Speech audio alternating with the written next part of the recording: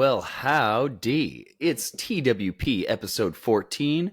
We have a lot to unpack for you guys. This is a big week. The college football playoff games were announced and the bowl games. The Browns had another loss, and the Cavs had an interesting week. So let's jump right into it. Zach, you ready? Oh, yeah. All right. So the Browns fall short in LA. Their trip out west, they fell 0-2 in that time. And I think the biggest storyline in this game is that Joe Flacco got the start and looked good. And not only good, he looked about as good as you could have imagined. Absolutely. Until the last interception, which we'll go further into. But, Tom, this kind of just felt like a clash of two polar opposites. The LA team, great team that just got healthy. They have Puka, who's setting rookie receiver records, Kyron Williams, Cooper Kupp, healthy Matthew Stafford. It feels like they're the healthiest they've been, and we were the most hurt we've ever been. And that clash you saw really kind of at the end. Yeah, I mean, the problems that you saw in Denver continued here. And yeah, we're a very injured team right now. We are crawling to the finish line, but we're still 7-5. So, we bought ourselves a little wiggle room so that we could go out west and lose to some teams that are playing hot right now. So, yeah, we lost. But I think what we did learn is that this week, Joe Flacco has proven that he should finish the rest of the season. Go ahead. No, I agree. He looks good. He's not officially, like, as of today, it's Tuesday, December 5th that we're recording the pod. He's not officially named the starter, but Tom, is it his job to lose? And if you saw DTR, does that give you playoff hopes? No. And that's not a knock on DTR. It's just he's a rookie, and his game against Denver was okay. Similarly, this week and the week prior, I felt like our team was gearing toward a comeback, and then it fell short. With DTR at QB, he got hit in the head and was taken out of the game. With Joe Flacco, he threw a pick with some time left, and our defense couldn't hold it down. But yeah, Joe Flacco looked better than DTR did. Honestly, this might have been, I think it's debatable whether or not this was like the best QB performance we've seen all season, other than maybe the second half of that Baltimore game for Deshaun. Joe looked good. He's a big dude. He's 6'6". He's got some zip on the ball. And he's clearly 38 because he doesn't look concerned about throwing a pick or throwing into double, triple coverage because he can throw that thing. Yeah, the interception, right, is the biggest concern. It's not that wild to me when you think about this guy hasn't played in a while. He's going to test his limits, right? To your point, Flacco has attempted 19 passes over 10 air yards. Guys, that's most in a game by a Browns QB in 5 years. So that's good enough for me, Tom. What about you?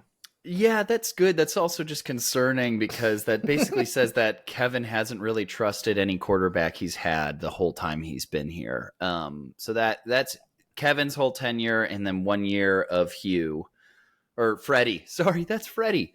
And Freddie let people do whatever they wanted. But anyway, not to get sidetracked. Joe Flacco, if he's healthy, which I think that might be the only thing they're holding on to name him the starter. If he's healthy, I think let's just ride him to the end of the season and hopefully our defense can get healthier because I think if he can play game manager ball, maybe have one really great throw here or there, our defense can win us games, but as long as they're healthy, which leads us to the next point. We're talking about Myles Garrett. Last 2 games has looked pedestrian. This past game, he had nothing on the stat sheet for the first time in his entire career. So no tackles, no sacks, no pressures, nothing. And that is because he was hurt. But, is he coming back? And also, on top of it, we really are missing Denzel Ward. We said it last week. We're going to say it again. I'm drinking a cup of water with Denzel's face on it just for good juju. I want this guy back. Because, there were times in this game when Mike Ford got the start, and he is a career special teamer. And then we had a safety. I'm not even going to try to pronounce his name because I don't know who this guy is. I didn't even know he was on our active roster and he's the guy who gave up the 70-yard touchdown to Puka. He was involved in a few other big plays that we gave up. But you can't expect special teamers and no-namers and randos to come in and continue to play at a historic pace, which is where this defense was. But, the rumors are that Denzel could come back this week. And do you think Denzel coming back brings this defensive line and the pressure that we've been able to generate back to normal? Because we almost had no pressure on Matt Stafford this week.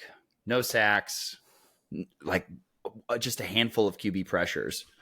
Yeah, I think it's half the battle. The other half is if Miles' injury is as bad as people were saying, and he's going to be at 50%. I don't think it does matter. I do value Denzel Ward as a player, but I think it's the Jim Schwartz defense is the playing off each other. It's the D-line playing in tandem with, the secondary. It's not, is the secondary amazing? Doesn't matter how the D-line is. Both of these need to be hitting on a rhythm. And I just am really curious if Miles is just going to play at 50%. A lot of people are saying, our team's figuring out our defense. Is this just like a natural regression? And I would push back on that. It's a 50% Miles, as we said. It's a no Denzel. These are two all-pro players. And in the last 3 games, we're averaging 14.7 points, 26th place in the NFL. Just seems unsustainable to ask this defense to play historic every single week. Maybe out of a 17-game season, 10, 11, 12 of those games, yeah, we can ask that. But after that, I don't think it's sustainable, Tom.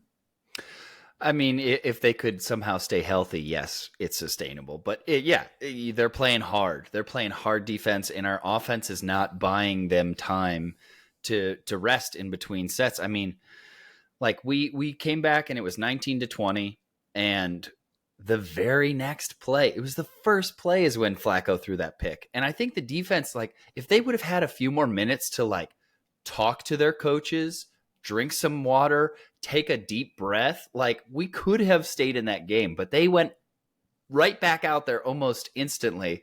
And it just kind of felt like, oh, this one's over. I do feel like health is far and away the only concern with this defense. I don't think anybody's figuring us out, and I don't think Miles is actually slowing down. I think he's hurt, and that's all. Yeah, which is not great for a guy that we were touting as a defensive player of the year. Miles probably dealing with a season injury that he'll deal with this season. And on the other side of the next week's matchup, guys, we have the Jags. The Jags are reportedly not playing with Trevor Lawrence. He suffered an injury against the Cincinnati Bengals. So, Tom, a healthy Ward, a Trevor Lawrence injury. We're at home, in which we're 5-1. Do we feel good about this matchup? I don't want to say that like I'm ever happy about somebody getting injured, but I will say like injuries are a big part of the game, especially this year when more quarterbacks have been hurt than any other season ever. And it's just nice that other people are also dealing with it, because I feel like we've been the most injured team in football. And the Jaguars just lost to the Bengals, who we whooped. Football's all about matchups, so I don't know if we match up as well against this team as we do the Bengals, for example. But I think we're going to take it to the Jaguars at home. If they're missing Trevor Lawrence and they're also missing Christian Kirk, who isn't their best wide receiver, but he's been Trevor Lawrence's favorite target. And if we get Denzel Ward back, I think he can single-handedly lock down Calvin Ridley. And then it's pretty even, I think, after that. I think both teams have a good chance to win this game, but the fact that we're at home, the fact that they're a Florida team and they're going to be playing in the Cleveland cold, there's a lot of things going for us this game. I really think that if Joe Flacco plays and he has another week under his belt and he gets to play in front of that Cleveland crowd rooting for him, there's no reason we can't win this game. And we'd be 8-5, which would be huge. And we'd be in playoff contention, where right now 4 of the 7 teams that are in the playoffs for the AFC are starting a backup quarterback. And many of the other teams that aren't in the playoffs are starting a backup quarterback, like the Bengals, for example. Like, there's just a lot of quarterbacks who've been hurt this year. So there's no point in giving up on this season just because we lost 2 games in a row. If we can beat this team that was just vying for the number 1 seed in the conference, I mean, I think we go right back to feeling like we can beat anybody, especially on our home turf. And I think the playoffs are still very realistic. It's a great point that you bring off about the playoffs being realistic. I still want to respect the Jags. ETN is amazing. Evan Ingram's amazing. Like, it's not going to be an easy matchup, but guys, if we come out of this with a win, we're 8-5, right? We said we ideally want 10 wins to make the playoffs. If we're 8-5, we beat the Jags. Our next 4 opponents: Bears, Texans, Jets, and the Bengals. Does that make you even more hopeful? I mean, this has been such an odd season where we're on our 4th starting quarterback, but when you put it in that perspective, it just gets you riled up, Tom. Oh, absolutely. And also, like, it feels like we're pulling out Joe Flacco as the secret weapon, like a load management player in the NBA. Like, he's going to come out, he's going to play hot, he's going to lead us into the playoffs, and if he's got the hot hand, let's ride the hot hand. I mean, why not? And I feel like this team has shown a lot of resilience this year, especially when they come back home. They really play their butts off. So I'm expecting this to be a good game, and we're going to learn a lot about the players that are healthy, and we're going to learn a lot about the players that aren't. And yeah, I think we can take out the Jags. So I think it's important to note that, like, when we talk about the Browns on a weekly basis, we're only talking about the last game that happened and then a bit about the next game that's about to happen. But when we talk about the Cavs, we kind of have to zoom out, because over the course of a week, they'll play 3 games. They'll play 4 games sometimes. And we have to have kind of this macro conversation about them. And we will go into detail about their games, but we have to have this zoomed out lens when we talk about them just once a week. And I think there's an energy thing here that I don't know if we're feeling it yet. How are you feeling about this team, Zach? Yeah, I'm glad you used that word energy. The energy, the vibes, the aura. It seems off. It seems like tough to pinpoint where this is going wrong or what's going wrong. There's things that, it's a top suspect of, the Donovan thing and the JB stuff. But to say it like a Gen Zer, like, the vibes are off. Like, we have a healthy lineup now, and Yang is doing good, and Strus is like, we have the things in place. It just doesn't feel like things are clicking. Do you get that same impression? Am I going crazy? Yeah, the only consistent thing is that we've been inconsistent. I mean, I called for Donovan's head last week. I said we should trade him and have addition by subtraction. And then the next game, he drops 40, and he has, like, the most chemistry that I've seen in a game with Evan Mobley in his whole time here. I think Evan Mobley was just short of a 20-20 game, and Donovan had 40, and Darius also had a great game, and we wore our city uniforms. We just looked cool. It was like everything went well after I yelled at them, and of course they were listening. But then we play the Blazers, who are a bad team, and we absolutely crap the bed. Like, what is that? And then we played Detroit, and honestly, like, I was just praying the whole game, like, don't let them snap their 16-game losing streak against us. And we won. We ended up winning, but I don't think there's a hotter seat in all of basketball right now than JB Bickerstaff's seat. I think he could get fired tomorrow. How are you feeling about JB? I don't know if he's necessarily the problem, but something's got to give. Yeah, I it's interesting when you say that, right? Because you want to look at the last kind of, what's he saying to the media? Is it the same spiel? Are we overreacting? And Tom, I found it a little interesting after practice a day or two ago. Somebody asked him, one of our beat reporters, is it a lot? Is it hard? Like, why is it so tough to find a rotation that works and get more people involved?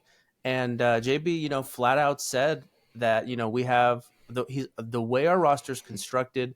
We have way too many small guys right now. The only time they can find an opportunity is if somebody's injured. And so we're kind of learning as we go with the rotations. And your conversation sparks that. Is he at odds with Kobe? The way that our roster is constructed, that's not a him. It feels like a seed into this thing called when you blame somebody, don't blame me. And I don't know if it's his fault, but maybe this is the process of elimination. We get rid of him. Next year we get rid of Mitchell. Then we get rid of, and just keep trying to figure out where we went wrong. Meanwhile, we gave Markkanen up, we gave Colin Sexton up, and we never truly gave our core a shot. Yeah, and we gave up all of our first-round draft picks as well. No, I mean, JB's quote sounds like somebody whose head is in the guillotine. Like, he sounds like he's like, yeah, I mean, not everyone around here is doing their job well either.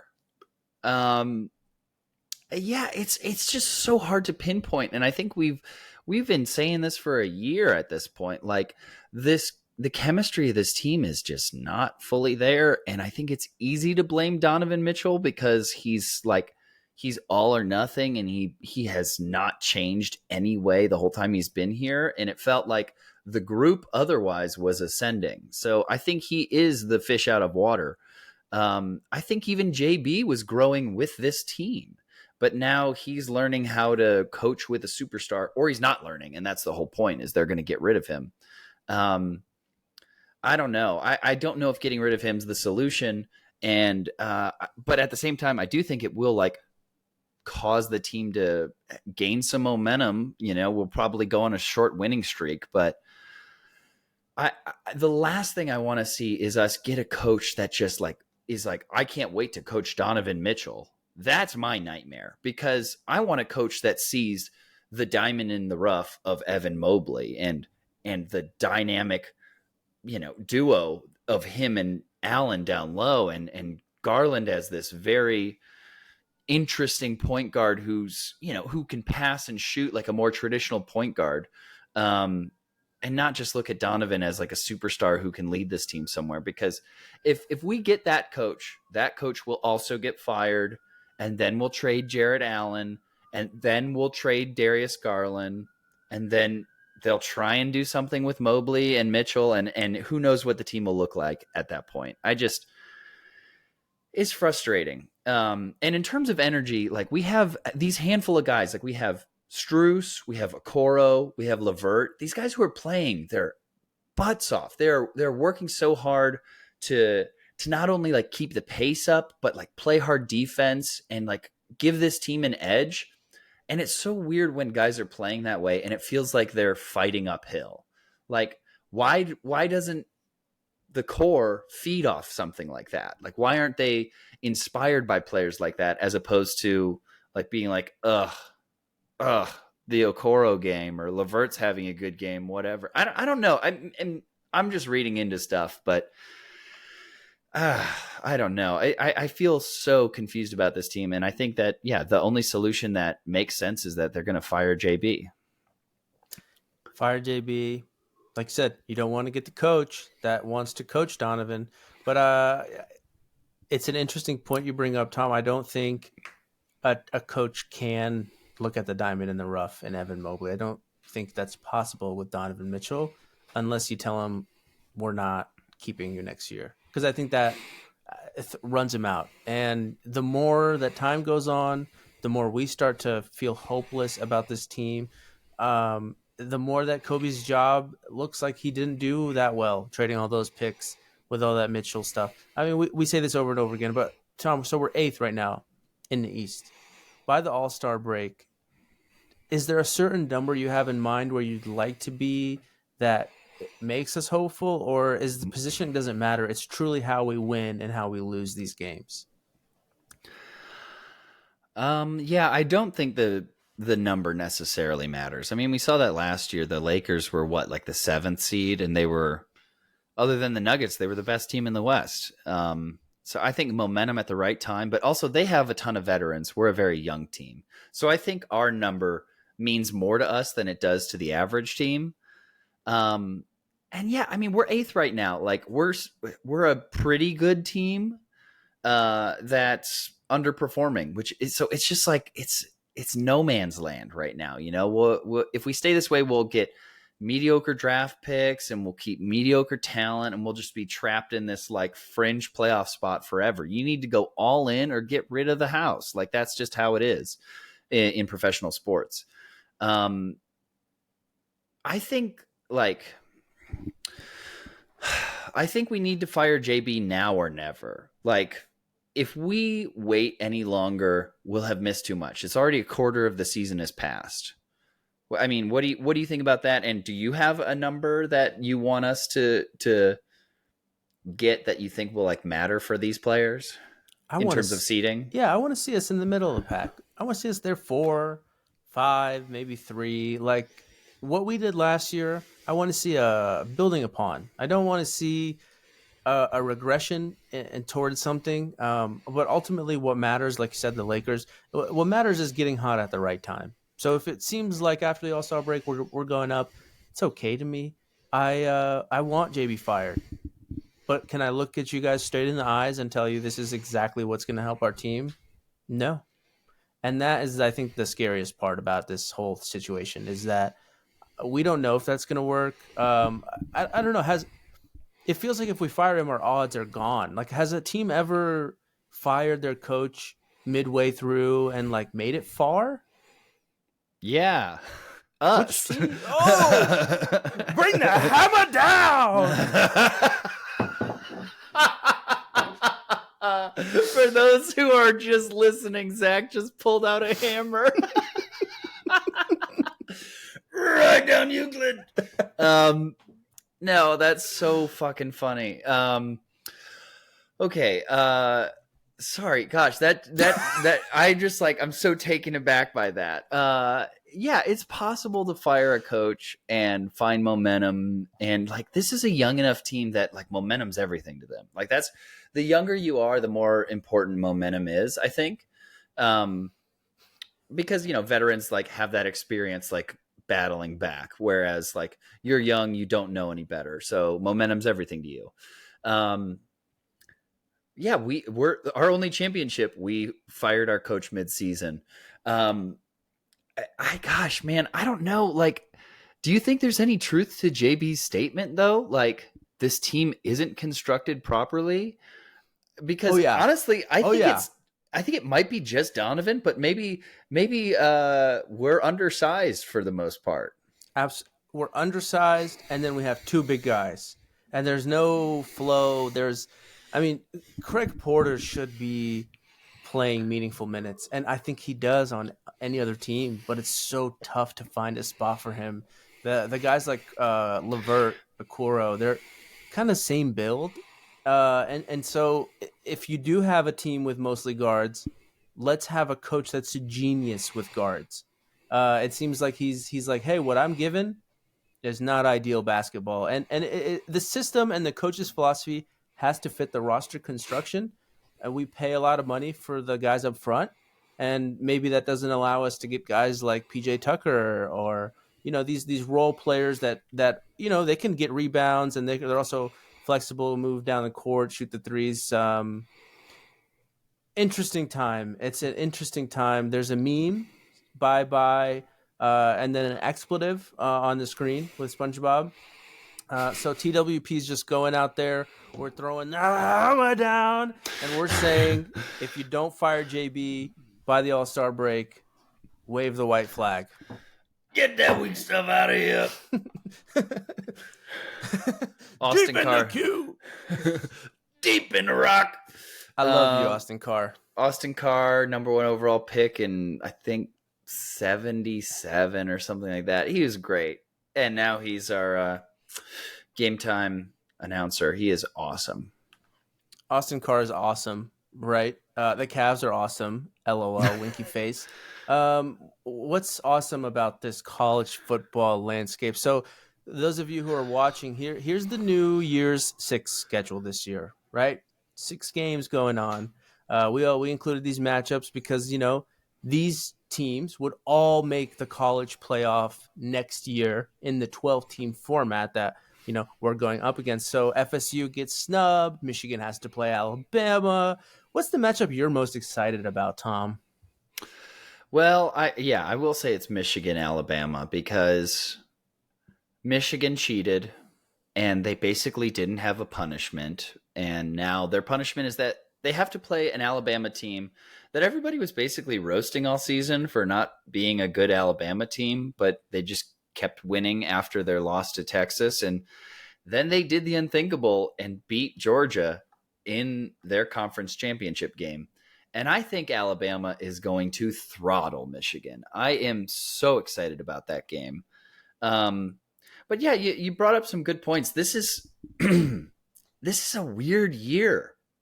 And we were talking last week about like what would need to happen for Ohio State to win, but so many weird things happen that Ohio State wasn't even in the conversation as a team that was ranked number 2 in the country and lost to the team that's now number 1 by just a few points. But it's all about timing in college football these days. Georgia snapped a 30-game win streak, a win streak that spanned like 3 years, 2.5 years, and they lost to a very good Alabama team, and they're not in the playoff. But obviously, the biggest snub of them all is Florida State went undefeated. That's a Power 5 team. They won a college football championship not long ago. Like that, it's absurd that they're not in the Final Four right now. I included this Mike Leach quote where he talks about how, it's insane how rec league softball can figure out how to do a playoff bracket or a playoff tournament, but Division I football can't figure it out. And he couldn't be more right. Like before, when they would just randomly vote by committee, that was a joke. But now the 14 playoff, you're just also going to have teams who are upset, like Florida State, Georgia, Ohio State. It's just a mess. But go ahead. No, Florida State has the most argument to be upset. Absolutely.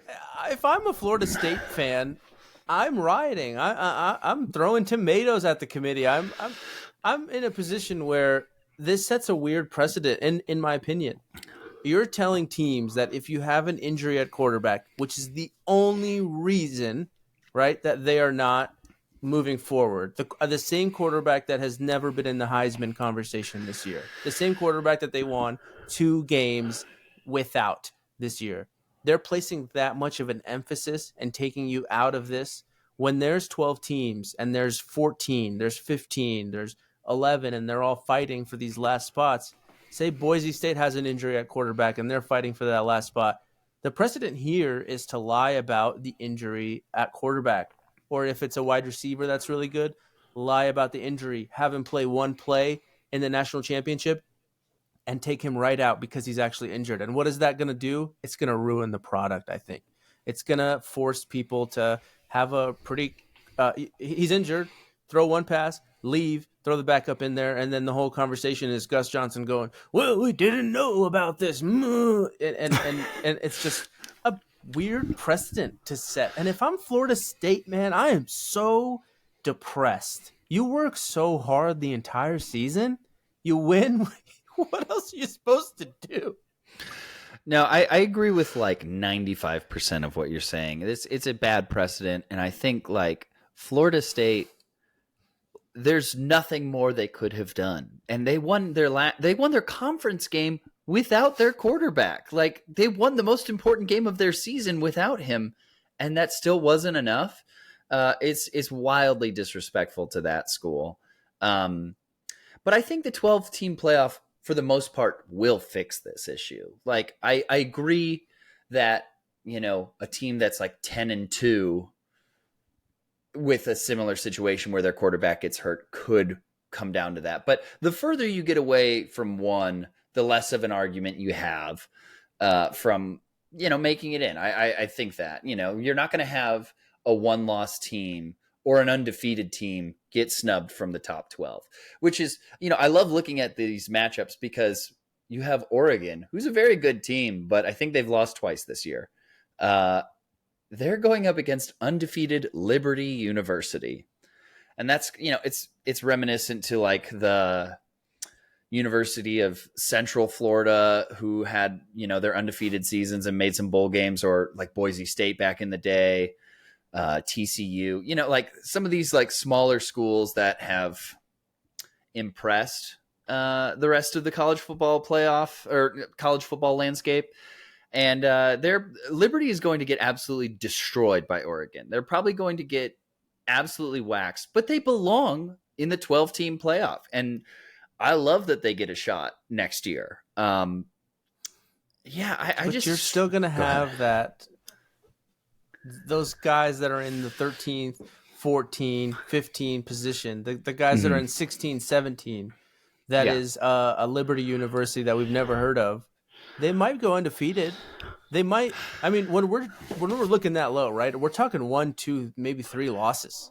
So there's still that like discussion is just gonna always happen. I mean, it's still in March Madness. They expanded the teams, and that there's still a discussion on the teams that don't make it. Shout out to Rice State University. We deserve to make it all the time, but there's still that underlying feeling for me that college football product is just lackluster, and the 12 team gives it another maybe year or two where like I'll tune in.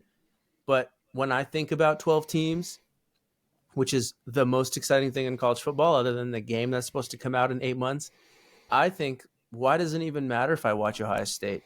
They can lose 2 games. They're still going to make the playoffs, and then it'll matter. So it puts less of an emphasis to me on the regular season. Do you feel that way? No, I think I care more now. And like, if we, lose that early game against Notre Dame, then our season isn't over, and I can tune into those games after a loss. But at this point, if we lose early, I'm done. I'm not watching.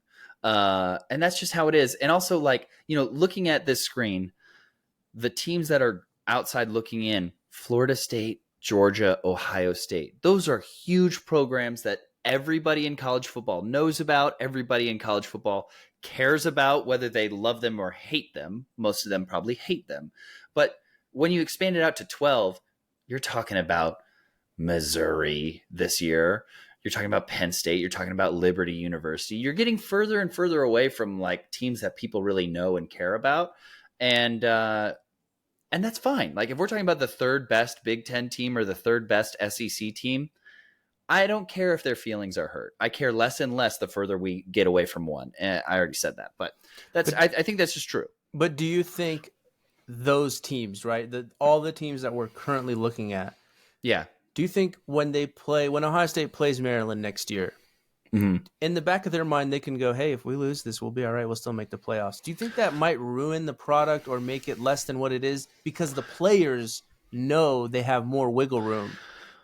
I still think that like losing against bad teams and winning against good teams like matters. Like, I still think that ultimately is a deciding factor at the end of the day. So I don't think that they're going to not play as hard against crappier teams because they can afford a loss now. I think that they're still going to play hard, especially against, conference opponents.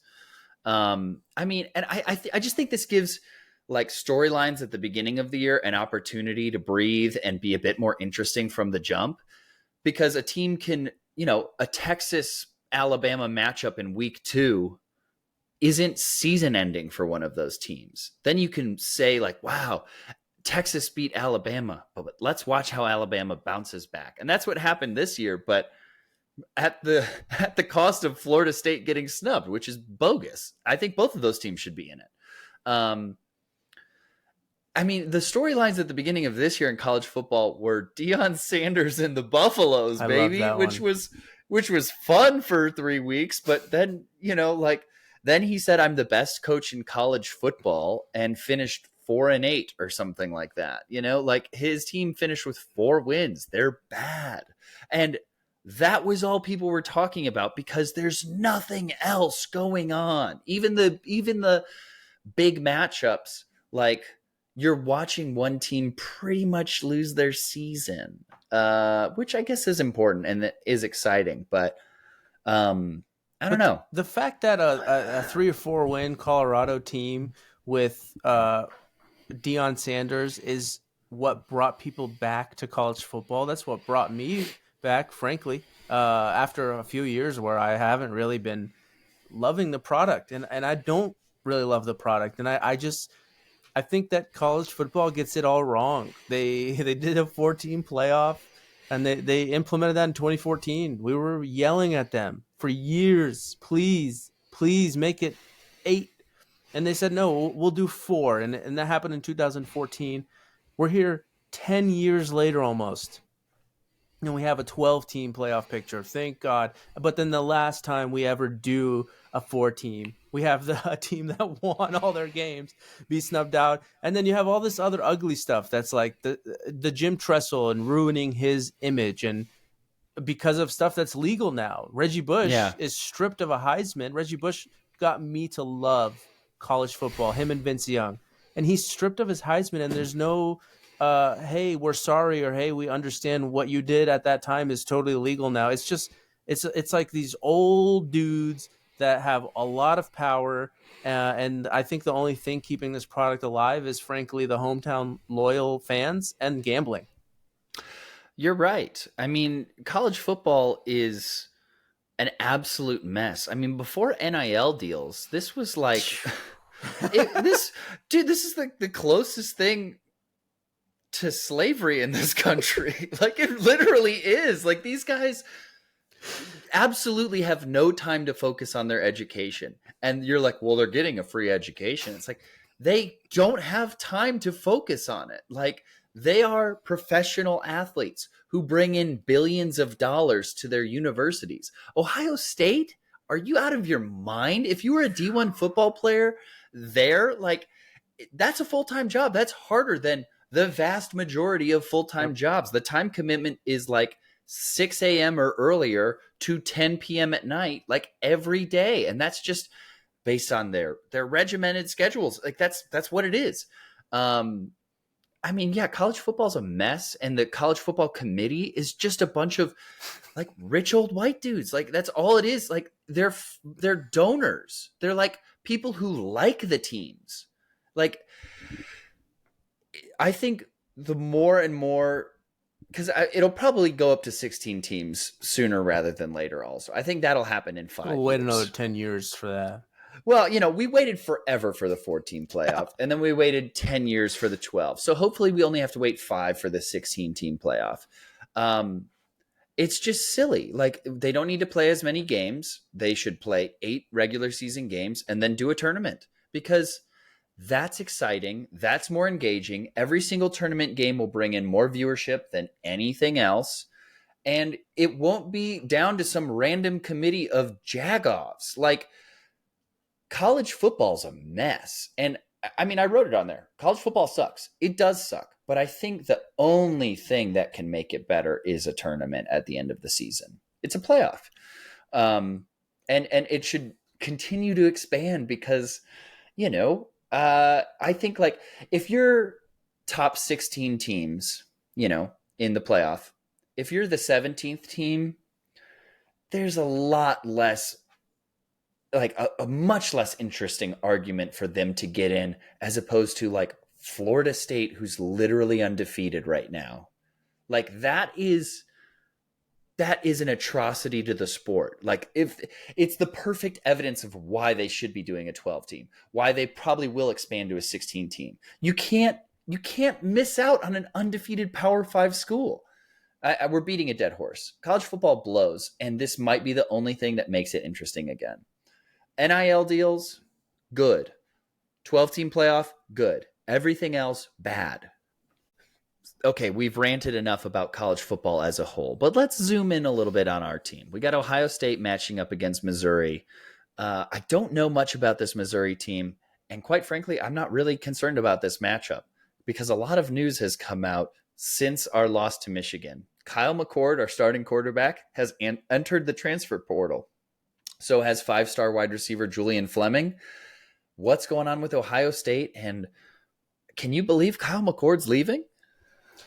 I am glad that we didn't just say bye and that it's his choice, because then, down the line, if he's a Joe Burrow, then we can just say it was his decision and Ohio State didn't fumble the bag. But ultimately, no, he didn't impress me. He had a couple good passes at Penn State. There's a rumor that, he maybe had a discussion with Ryan Day, and Ryan Day told him, hey, we're going to bring in competition. I hope you're okay with that. We love you. We value you, but you're going to compete.